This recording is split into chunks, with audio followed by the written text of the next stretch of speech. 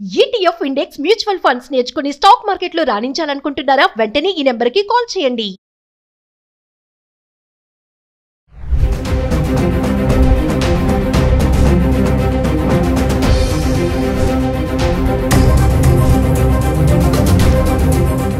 నమస్కారం సార్. నమస్తే.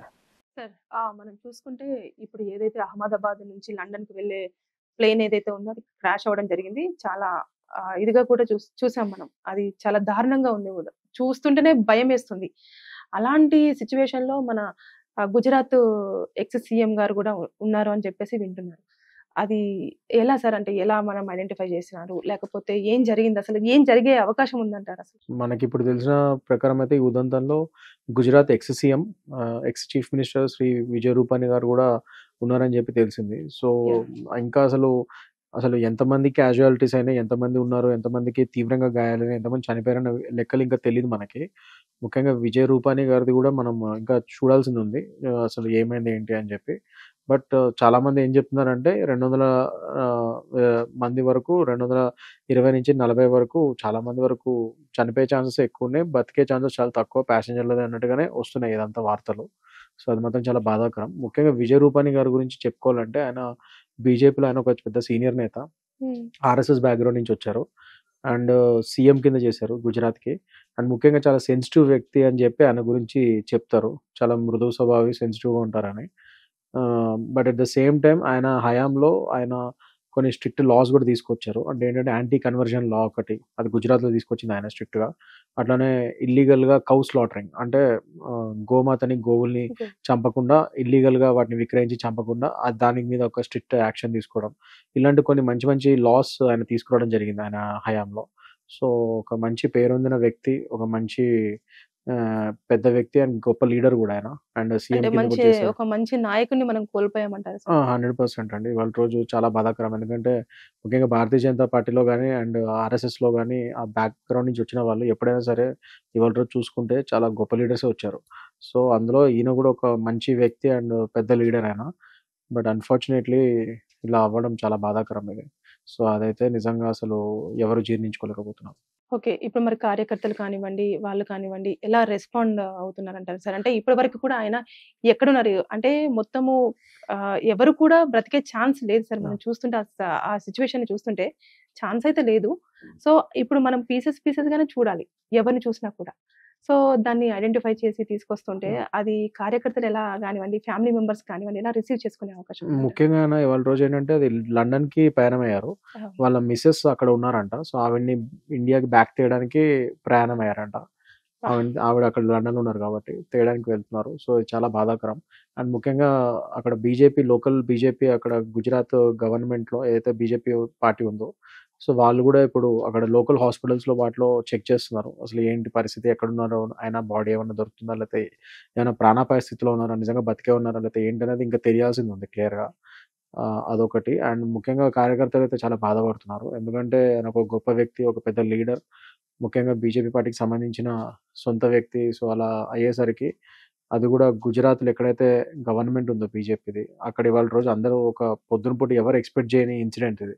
నార్మల్‌గా అందరూ ఒక ఫ్లైట్ ఎలా టేక్ ఆఫ్ అయ్యి ఎవరి దారిన వాళ్ళు ఒక డెస్టినేషన్‌కెళ్ళే ఫ్లైట్ సడెన్‌గా అందులో ముఖ్యంగా ఎక్స్ సీఎం, గుజరాత్‌కి సంబంధించిన బీజేపీ ఎక్స్ సీఎం కూడా ఉంటే మరది ఇది ఎట్లా యాదృచ్ఛికంగా ఇది ఎలా అయిందన్నది ఎవరికీ అర్థం కావట్లేదు. చాలా బాధాకరం ఇది. సో అందరూ అదే షాక్‌లో ఉన్నారు. కార్యకర్తలు గాని నుంచి ఎవరైనా గాని పెద్ద నాయకుల వరకు అందరూ షాక్‌లోనే ఉన్నారు. ఆయన ఈ యాక్సిడెంట్ తెలిసినప్పటి నుంచి. ఎంతోమంది చనిపోయారు. అండ్ అందులో ఈయన కూడా ఉంటాం, సార్ కూడా, విజయ్ రూపానీ గారు. అది చాలా బాధాకరం. ముఖ్యంగా మన హోమ్ మినిస్టర్ అమిత్ షా గారు కూడా ఎప్పటికప్పుడు లోకల్ గవర్నమెంట్‌తో టచ్‌లో ఉన్నారు. And civil aviation minister Rammohan Naidu గారితో కూడా ఆయన టచ్‌లో ఉన్నారు. ముఖ్యంగా ప్రయాణికులు ఎవరైతే చనిపోయారో లేకపోతే ఎంతమంది ఉన్నారో వాళ్ళ కుటుంబాలతో కూడా ప్రగాఢ సానుభూతి ప్రకటిస్తూ వాళ్ళతో కూడా టచ్‌లో ఉంటూ ప్రయాణికుల వేర్ అబౌట్స్, అంటే వాళ్ళు ఎక్కడున్నారు, ఏంటి, చనిపోయారా లేకపోతే ప్రాణాపాయ స్థితిలో ఉన్నారో, హాస్పిటల్స్‌లో ఎవరెవరిని జాయిన్ చేశారో, ముఖ్యంగా విజయ్ రూపానీ గారి పరిస్థితి ఏంటి, ఆయన కూడా అసలు ఎక్కడున్నారు ఏంటి, ఇవన్నీ కూడా ఎప్పటికప్పుడు అమిత్ షా గారే డైరెక్ట్‌గా ఫాలో అప్ చేస్తూ లోకల్ గవర్నమెంట్ గుజరాత్‌లో అన్నీ తెలుసుకుంటున్నారు. సో డెఫినెట్గా వీటి మీద క్లియర్ రిపోర్ట్ అనేది ఇవాళ నైట్ కల్లా కానీ లేదా రేపటి కల్లా వచ్చేస్తుంది. అంటే ఇప్పుడు మీరు చెప్పినట్టుగా మోదీ గారు వెంటనే అమిత్ షా గారిని కానివ్వండి, తర్వాత వీళ్ళకి వెంటనే ఇన్స్ట్రక్షన్స్ ఇచ్చేసి, అంటే వాళ్ళకు ఎలాంటి ఇన్స్ట్రక్షన్స్ ఇచ్చారు, వెంటనే ఇంత తొందరగా హుటాహుటిన అక్కడ చేరుకోవడం కానివ్వండి, అధికారులు ఇంకా ఇన్వాల్వ్ అవ్వడం కానివ్వండి, పోలీసులు వచ్చేసి అక్కడ ఎవరిని కూడా దగ్గరికి వెళ్లకుండా హోల్డ్ చేయడం కానివ్వండి, అంతా కూడా ఇమీడియట్ గా జరిగిపోతుంది కదా. అంటే ఇన్స్ట్రక్షన్స్ ఏ రూపంగా ఇచ్చిన అవకాశం ఉంది? అంటే డెఫినెట్గా ఇది ఇక్కడ సివిల్ ఏవియేషన్ మినిస్టర్ ఎవరైతే ఉన్నారో వాళ్ళు దీనికి బాధ్యత తీసుకొని ఇమీడియట్ గా దీంట్లో, అందుకని ఏఐబి సంస్థ ఏదైతే ఎయిర్ క్రాఫ్ట్ ఇన్వెస్టిగేషన్ బ్యూరో ఉందో వాళ్ళకి ఇమీడియట్ గా వాళ్ళు ఆర్డర్స్ పాస్ చేసి దీని మీద ఇన్వెస్టిగేషన్ చేసి రిపోర్ట్ ఇవ్వమని చెప్పడం జరిగింది ఏవియేషన్ మినిస్టర్ వాళ్ళు. సో వాళ్ళతో రామ్మోహన్, ఇప్పుడు మనకి central aviation minister Rammohan Naidu గారు ఉన్నారు, మన ఏపీని రిప్రజెంట్ చేస్తూ. సో ఆయనే ఉన్నారు కాబట్టి ఆయనతో ఇమీడియట్ గా మన హోంమంత్రి అమిత్ షా గారు కూడా డైరెక్ట్ టచ్ లోకి వచ్చి దీని మీద ఇమీడియట్ రిపోర్ట్ కావాలి, అసలు ఏం జరిగింది, ఎంత మొత్తం ఇన్వెస్టిగేషన్ రిపోర్ట్ అంతా క్లియర్ గా చేసి మొత్తం నాకు ఈవినింగ్ కల్లా రిపోర్ట్ ఇవ్వమని చెప్పడం జరిగింది. At the same time Modi గారు కూడా ఎప్పటికప్పుడు ఏవియేషన్ మినిస్ట్రీతో అండ్ అమిత్ షా గారితో కూడా టచ్ లో ఉండి మొత్తం అంతా తెలుసుకోవడం జరుగుతుంది. As per the protocol immediate గా అసలు ఏ యాక్సిడెంట్ అయినా సరే ఇట్లాంటి నేషనల్ డిసాస్టర్ ఏమైనా అయితే ఇమీడియట్ గా సెంట్రల్ గవర్నమెంట్ యాక్షన్ తీసుకుంటుంది. సో ఇమీడియట్ గా దాని ప్రకారంగానే ఇవాళ రోజు ఈ డిసాస్టర్ రెస్పాన్స్ టీమ్ కానీ లేకపోతే అక్కడున్న ఫైర్ ఇంజన్ సిబ్బంది కానీ ఆ లోకల్ గవర్నమెంట్ అందరూ ఇమీడియట్ గా పంపించడం జరిగింది. And the same time central Amit Shah గారు కూడా సెంట్రల్ హోమ్ మినిస్టర్ ఆయన కూడా సెంట్రల్ ఫోర్సెస్ ని కూడా మీకు కాల్ వస్తే సెంట్రల్ ఏజెన్సీస్ కూడా పంపిస్తానని చెప్పి వీళ్ళకి వాగ్దానం చేయడం జరిగింది.